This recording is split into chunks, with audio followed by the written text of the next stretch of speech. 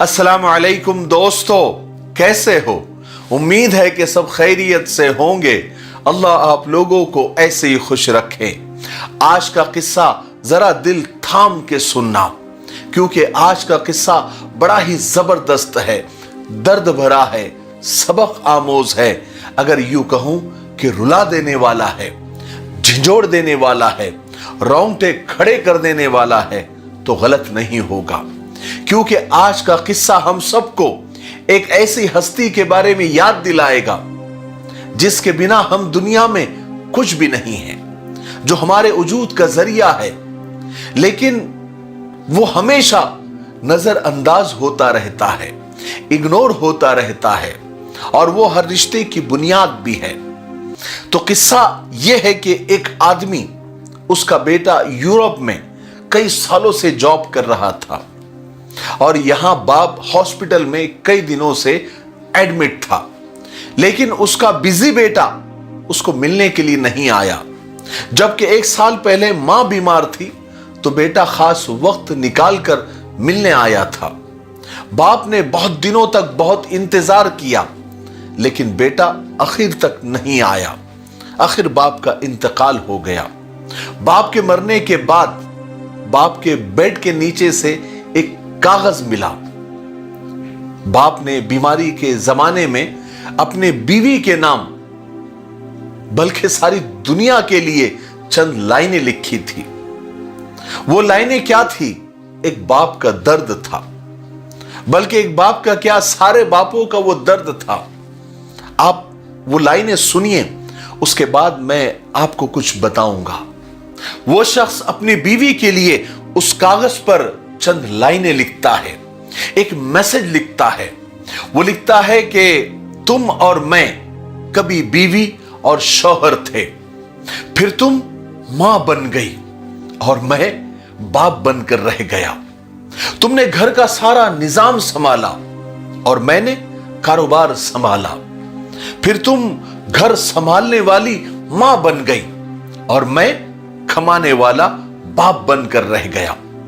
बच्चों को चोट लगी तो तुमने गले लगाया, मैंने समझाया तो तुम मोहब्बत करने वाली मां बन गई और मैं सिर्फ समझाने वाला बाप बनकर रह गया।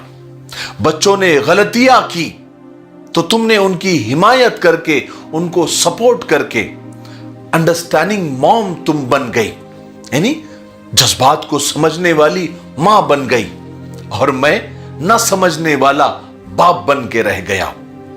बाबा नाराज होंगे, अब्बा नाराज होंगे, ये कह कहकर तुम अपने बच्चों की बेस्ट फ्रेंड बन गई, एक अच्छी दोस्त बन गई और मैं गुस्सा करने वाला बाप बन के रह गया। तुम सारा दिन बच्चों से राज और नियाज की बातें करते करते अपना मुस्तकबिल महफूज बनाते हुए, अपना फ्यूचर सिक्योर करते हुए बच्चों के दिलो दिमाग में घर करती चले गई और मैं फकत घर का मुस्तकबिल और फ्यूचर बनाने के लिए अपना आज बर्बाद करता चला गया। तुम्हारे आंसुओं में मां का प्यार नजर आने लगा और मैं बच्चों की आंखों में फकत बेरहम बाप बन के रह गया। तुम चांद की चांदनी बनती चली गई और पता नहीं मैं कब सूरज की तरह आग उगलता हुआ बाप बन के रह गया।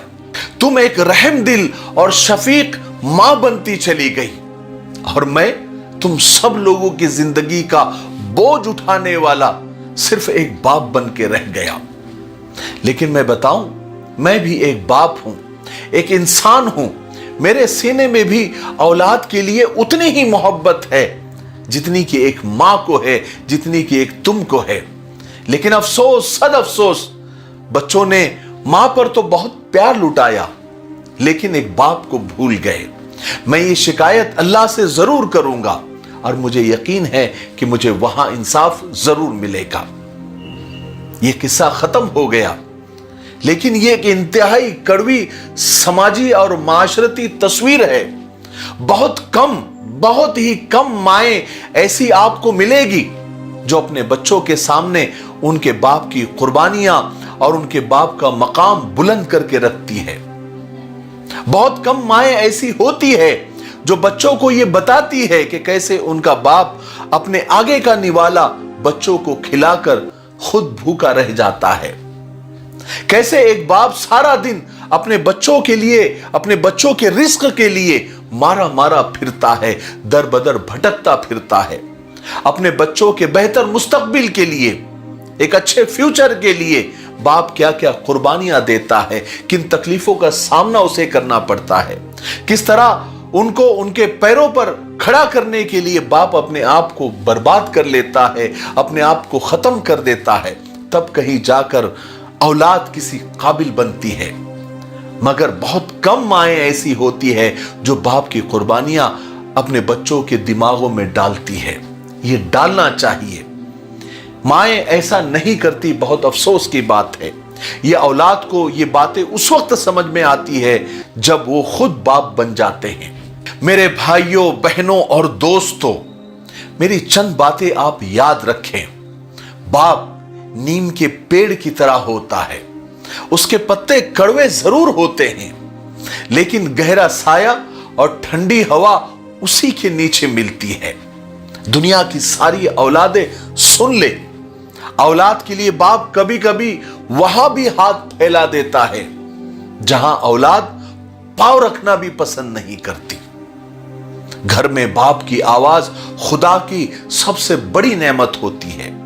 घर के दरवाजे के बाहर बाप के जूते देखकर भी हिफाजत का एहसास होता है। किसी ने कितनी प्यारी बात कही है कि जेब खाली भी हो तो मना नहीं करता, बाप से ज्यादा अमीर मैंने नहीं देखा। बाप का साया सर पर होना सूरज की तरह होता है, गरम जरूर होता है, लेकिन अगर चला जाए तो अंधेरा छा जाता है। दरख्त तो बूढ़ा होकर फल ना भी दे, लेकिन साया जरूर देता है। काश औलाद को यह बात वक्त पर समझ आ जाए। 4 दिन भी कोई निभा नहीं सकता जो किरदार बाप सारी जिंदगी निभाता है। लेकिन अफसोस, बाप की नसीहत सबको बुरी लगती है, लेकिन बाप की वसीयत सबको अच्छी लगती है।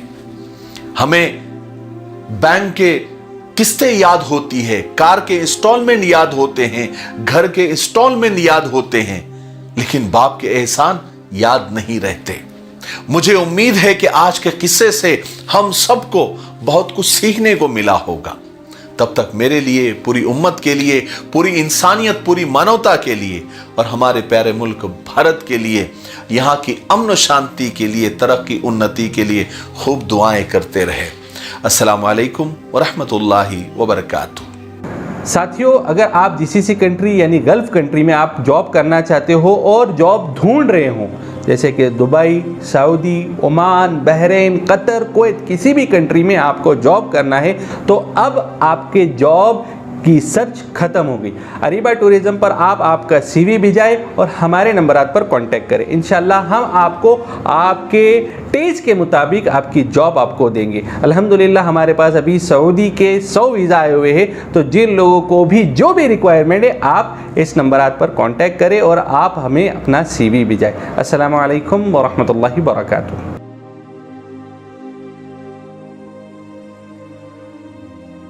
आसान दीन चैनल को ज़रूर विज़िट और सब्सक्राइब करें। लिंक डिस्क्रिप्शन में मौजूद है।